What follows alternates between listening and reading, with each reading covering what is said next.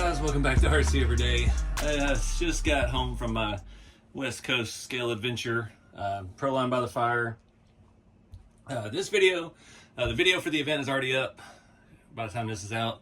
Did that separate because I know a lot of RC people just want to see the RC stuff. They don't want to see my travels and my personal journey through life. So figured I'd separate this. I've got a ton of driving footage. I got to see a lot of stuff I've never seen before, see parts of the country I've never been. That'll all be at the end of this video, so if you don't want to watch it, then yeah, you can stop when we get there.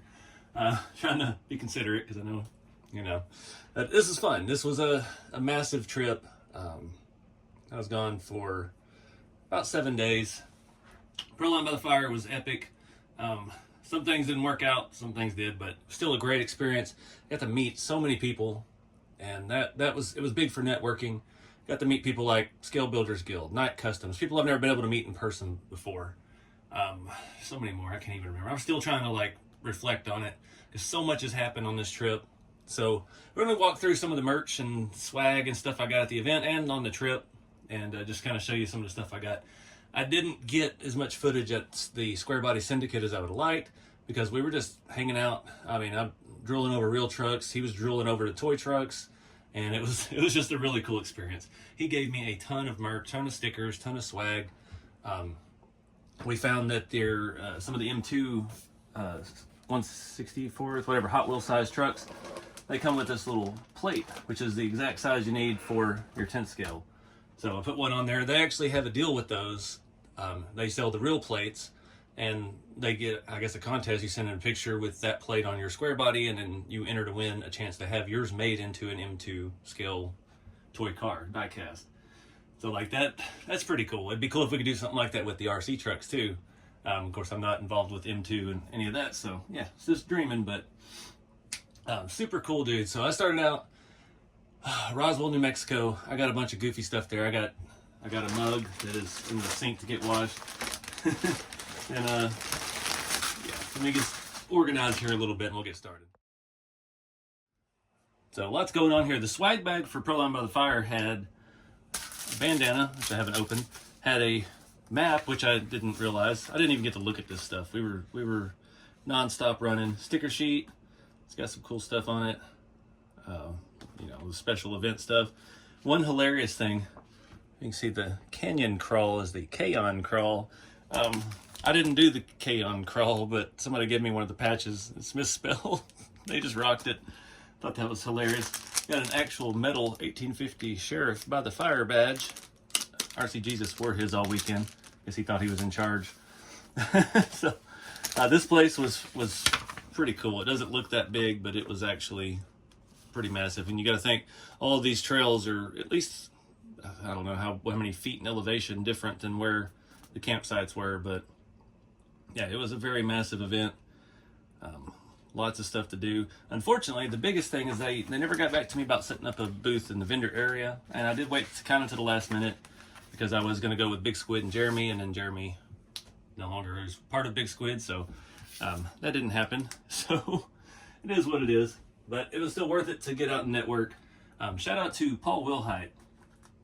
Paul used to be with Proline, used to be with Axial. He's making banners and stuff. He made these. We're going to have these available on the website before long. These are actually stitched, scale grommets. He's been making them for everybody. Of course, mine hadn't arrived yet, but that's his logo there. You can scan that QR code on your screen if you're looking for banners. But he's making them for tons of people, and they were giving them out at the event. So I got to meet Night Customs and had a really good talk with them. I've never really interacted with them much, and that was a good time. It was just neat. It broke a lot of stereotypes for me. This is my first time in California. Being from Texas, we have a very set perspective on California and all of that. And everybody I met, again, RC people are just good people, man. It doesn't matter what state they're from. RC is RC. People are out there having a good time, and wasn't any drama or anything like that. So lots of stickers. They were passing out stickers. That was supposed to go on my car for a parking pass, but yeah, forgot to do that. Proline stuff out the way. Bash maps, excuse me, they were out there. It's another app for tracking crawl spots and things like that. It's kind of neat. Put that aside. Rock knockers. This is hilarious. So these guys are from Arizona. Andy started this business. He makes parts for ATVs. And he hit me up and was saying he was coming to the event, and we left about the same time I was actually in his area when I was at Squarebody Syndicate, and just hit it off. And his friend Dave, they were like my best friends at the event. We just hung out, we trailed, had a good time, and yeah, got some stickers for West Arizona Crawler Crew, whack. We had a really nice patch for Proline by the Fire that came in the swag bag. I love the patches for all that stuff. There's another whack sticker. And yeah, that's about all the stuff from the event. I get a lot of stuff from my little touristy stops along the way. Patches are huge. Joe at Squarebody gave me a nice air freshener because my nice truck was stinking pretty bad at that point already from traveling. He hooked me up with all kinds of stuff. That was a huge deal for me because I've never met them. To me, those guys are kind of like celebrities.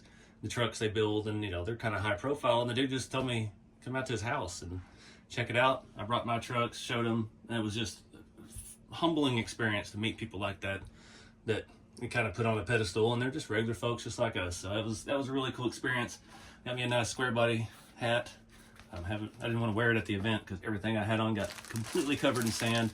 And I got this nice yellow Squarebody shirt, super soft material. But that's not the coolest stuff that we got. He hooked me up. So for doing the scale interiors, I'm thinking this was actual reproduction of vinyl wood grain. This is an exact reproduction of what was on the side two-tone panel on Squarebodies. He had some scraps of that, gave me, this is going to be awesome for like doing the door panels and stuff. We can cut this and just vinyl, it's just vinyl, so it just sticks on. So I got a little bit of that stuff. Oh my goodness, he gave me, I went to the truck to get another crawler out to show him, and he's just loading up this thing full of stuff. We got some patches. These are the ones they use for the seat belts on the Squarebodies with their logo on it. We got a few of those. We're going to put some stuff up in here in the shop. Just basically every sticker they've got, some more patches. These are actually like reflective. That's pretty cool.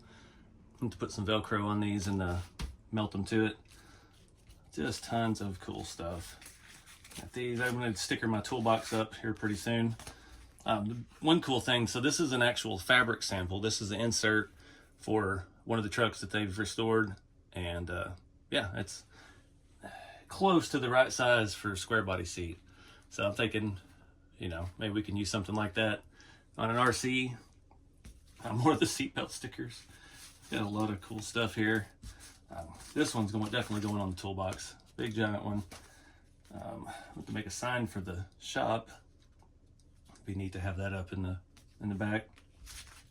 So every kind of sticker sheet that they offer, these big ones that have the actual trucks on them. The van was in their clean room. That thing was just wicked cool. I love old vans. Got lots of stickers for the toolbox. So I'm going to be doing stickers a lot later. But just neat stuff, and that was cool, just getting to meet in person. And we may be doing a build for Squarebody Syndicate before long. I've got a couple other builds ahead right now, and I don't know which one we're going to do. If we want to do one of their past builds, or we want to do something they are working on now or haven't done yet. So I don't know. A lot of talk was had, and we'll definitely be in touch with them about building a scale version of one of their rigs. So we'll see how it works out. But I don't like to do builds for other people, but we're on the same level. He was in love with this truck because it was like one of their earlier trucks that he had built, except that one had a white top. It didn't have stake beds and stuff. But yeah, we just, you know, truck guys are truck guys. We can get along no matter what size they are. Of course, in Roswell, I went to some of their silly alien stuff. Got Jeremy one of these for his guitar. Got one for my toolbox. And got a mug that says that. And then on the way back, I actually I just happened past it, Winslow, Arizona. That song, Standing on a Corner in Winslow, Arizona, and Oh My Lord, a Girl in a Flatbed Ford. Yeah, that was their claim to fame in that little town. So I had to get some stuff saying I stood on the corner in Winslow, Arizona. But yeah, that's about all the merch stuff I got, all the kind of swag. Made a lot of friends and met a lot of new folks. And yeah, just had a good time. So I'm gonna stick some of these stickers on stuff, and we'll move on to the next portion of this video, whatever that's gonna be. All right, guys. So I'm still trying to wrap my head around this whole trip. There's a lot to take in. Like I said, I've never really gotten to travel much. my life till the last couple years, thanks to RC and this crazy career path I found myself in. So there's like 3 or 4 facets to this whole trip. It was just the traveling and seeing all the new places. I haven't been out west much. I went to the Grand Canyon once 10 years ago, and that was about it.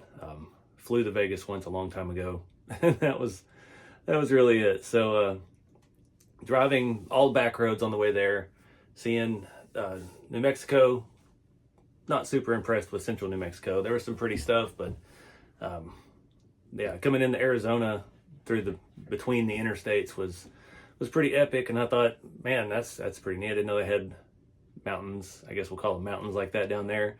And then you kind of spit out into the desert with all the cactus everywhere, and that was cool. But just the other facet of this, other than the travel, was meeting all these people, going to Squarebody Syndicate. I mean, that guy didn't know me from Adam, and invited me to his house, and it was kind of surreal because, you know, I mean, they're just regular people too. You forget that sometimes. You think of it as a brand, and I think of myself as a brand, and you get lost in that, and you forget. Like, I'm sitting there drooling over the real Squarebody trucks, and he's sitting there drooling over the RC trucks, and it was just kind of surreal for a moment. But just super nice people. From there, went to California for the first time. I've been in the California desert once, that trip to Vegas. We just went out in the desert.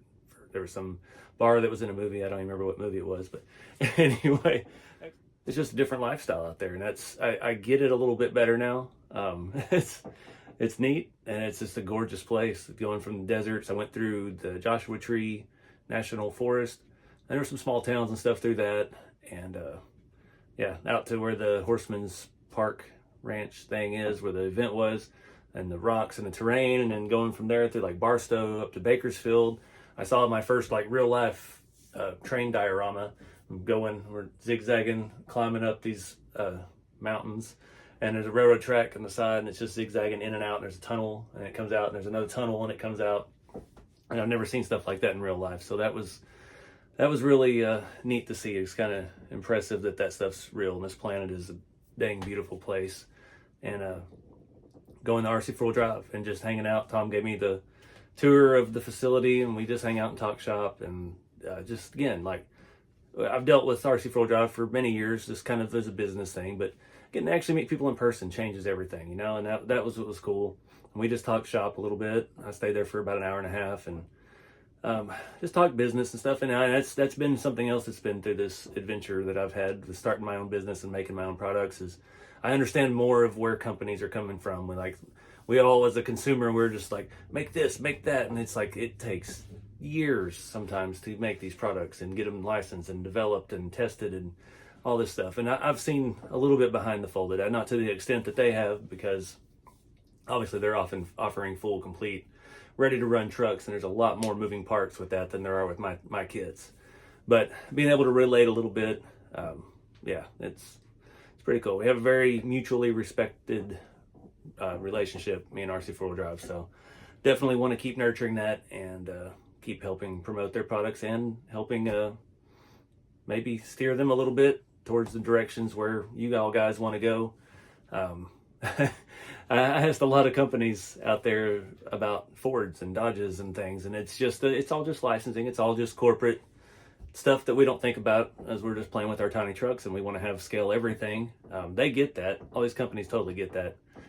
But it's just it's always a numbers game. That's the way life is in the realistic side of things. So, but they're not looking back, they're looking forward, and things are always, nothing's impossible. It just takes time. So that was my takeaway from hanging out at RC4 Drive, other than walking through the warehouse and just wanting to touch everything.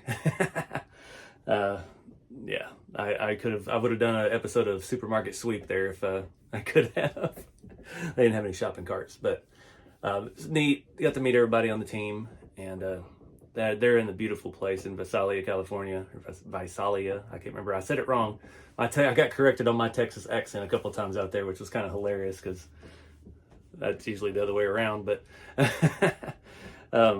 you can see the mountains from where they're at. The highway that runs through that city goes straight up into Sequoia National Park, and it was really smoky up there. That was on my list of things to do.